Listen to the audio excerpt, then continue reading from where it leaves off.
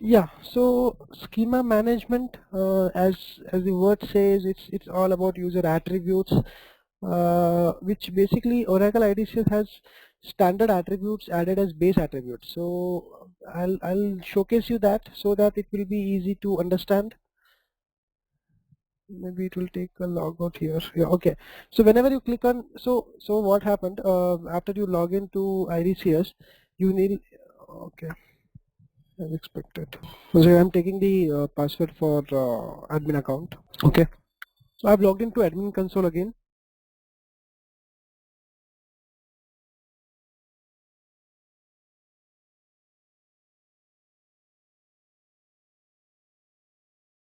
Here is the schema management.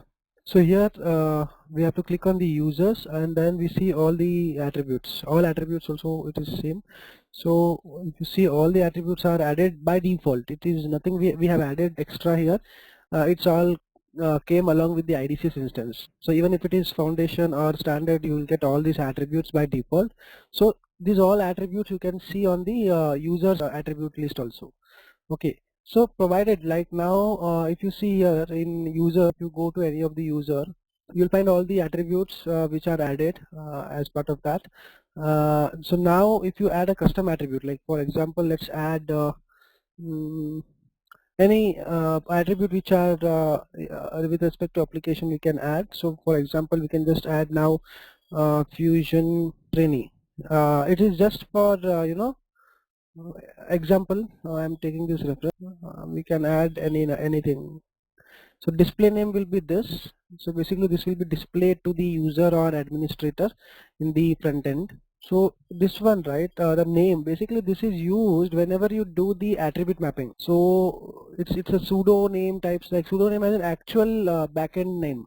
You can use the same name also, no issue with that, and you can add the description as needed, and you can give the length, minimum length. So currently I'm just giving 1 and 512, and searchable basically it is whenever you search for it you will be able to search that.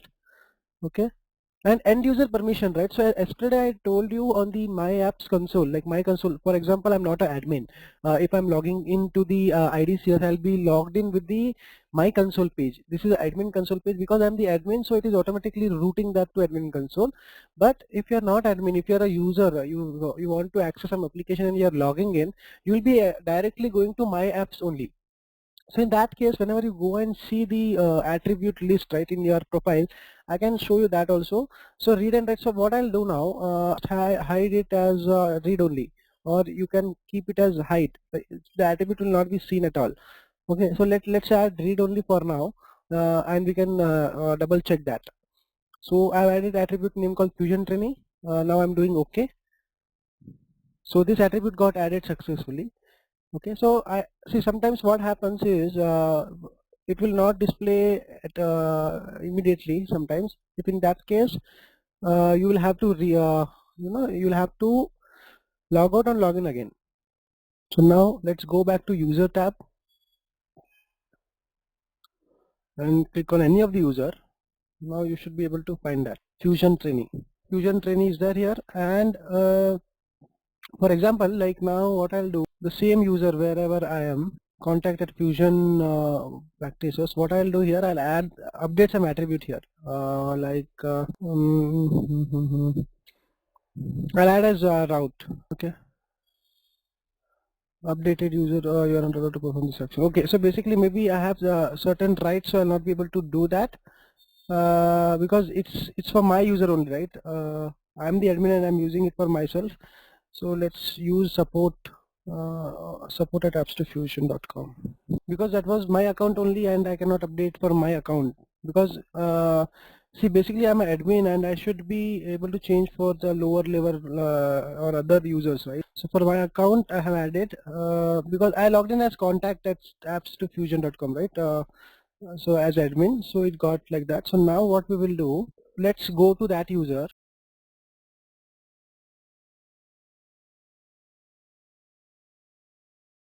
If you see here, Fusion Trainee came here as a route, so and it is read only, so you'll not be able to change anything. And if you make read and write, you'll be able to change things and you can update user for yourself. Okay, and also you'll not be able to If you hide it, you will not be seeing this attribute at all. Okay, so this is all about schema management, user settings. So you can anytime like any additional attributes are needed, you can come here and create the user attribute. So if you go back to that again, just click on custom because we created it, Fusion Training. So this is FQN value creates automatic. So whenever you do, see basically now you should have one question saying, okay, I have an application which needs a trainee name. So what you will do, the attribute is whatever attribute is there at that application, like for example trainee name only. So what you will do in this application configuration, there is a option called attribute mapping options. You will as a IDCS attribute you will add Fusion trainee, and the application attribute you will add as a trainee name.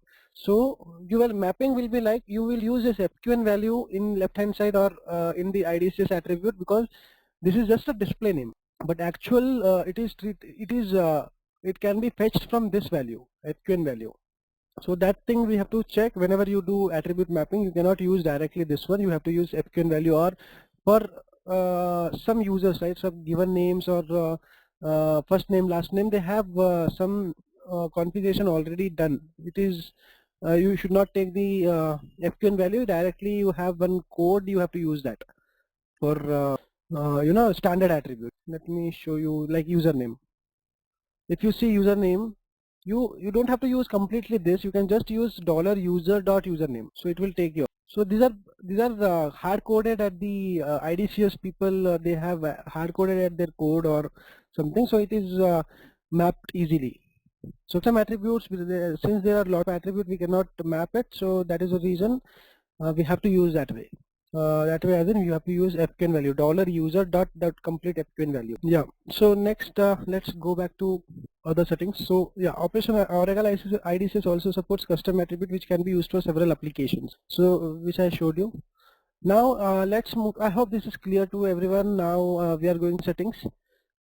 So Oracle Identity Cloud Service session settings include the session duration, URLs for login, logout, errors and social callback, the authentication flow for accessing Oracle IDCS Cloud Service, and CORS settings. So if you see here in the screenshot, I've added this screen. So now let's go to IDCS again and see where it presents. So now just assume we have logged in again. Just think that we have logged in freshly now, and then go and see some tabs here, right? So session settings. So basically in the settings, if you scroll to the bottom and you see session settings are present here. So if you see here, these all are details present.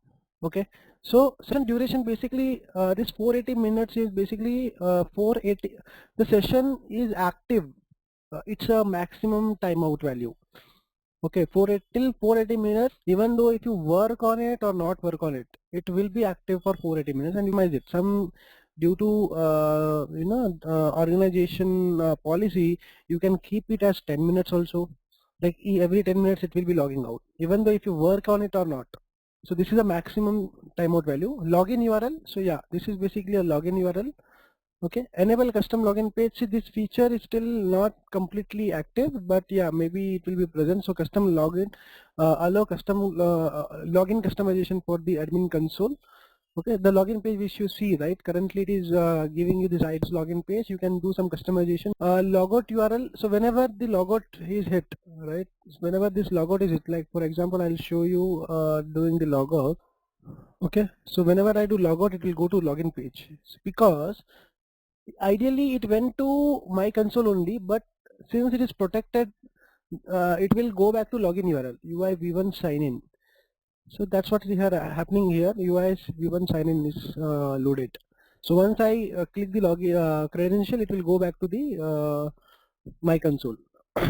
So for any error, like sometimes whenever you do SSO or whenever you do some kind of transaction, it gives the error and it will redirect here. Social linking callback URL, basically whenever you want to do some social sign on or something, you can give that URL, because since it is not implemented here, we'll not be able to check that, but it is used for that. So then CORS, cross origin resource sharing, it is basically needed especially for OAuth config, where you want there are some domain name or the subdomain name or parent domain name which is redirecting to, the application is redirecting to, you will get an error in the you will get an error whenever you do the transaction. You will get course not allowed setting is not there. So you will just enable this and allow, so whatever domain names you want to add, you can add it here. So it will take it out and it will reduce that error. So there would not be any error specifically. So basically the show the specific error message for login policy violation. Yeah. So whenever you enter the wrong password, you will say invalid username and password. Whenever your account gets locked or whenever your account is deactivated, it will display. So for example, let's check that off. So I'll give some wrong password here. It says invalid username and password. If I deactivate this user,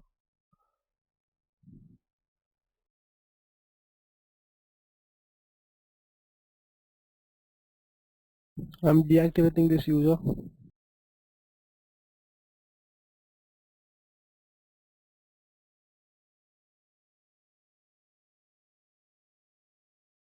Your account has been deactivated.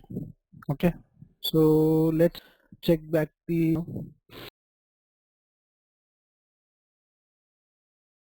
okay. So yeah, that's all the session settings has.